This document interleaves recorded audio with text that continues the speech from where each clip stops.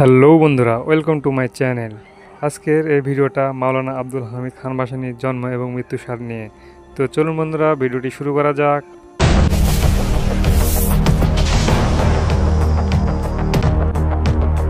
আওয়ামী মুসলিম লীগের প্রতিষ্ঠাতা সভাপতি মজলুম জননেতা মাওলানা আব্দুল হামিদ খান ভাসানীর জন্ম 1880 সালে 12 ডিসেম্বর সিরাজগঞ্জের ধানগড়া পল্লীতে জন্মগ্রহণ করেন।